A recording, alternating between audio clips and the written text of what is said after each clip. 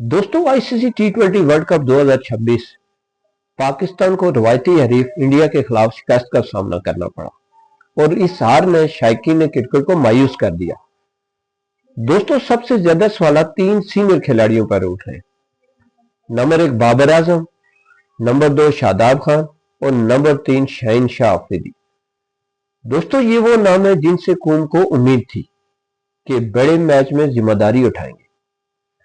दोस्तों, बाबर आजम को बैटिंग का सुतोन, लेकिन इस मैच में वो इनिंग्स न खेल सके जिसकी टीम को जरूरत थी। शादाब खान ऑलराउंडर, लेकिन न बैटिंग चली न बॉलिंग।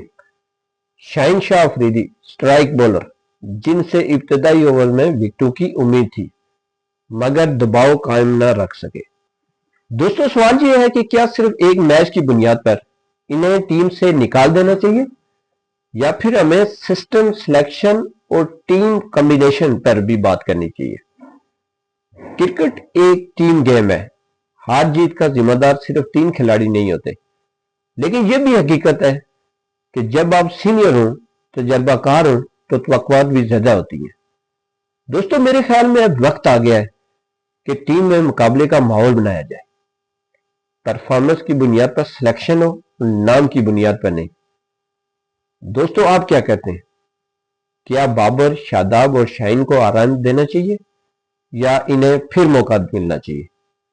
अपनी राय कमेंट में जरूर दें।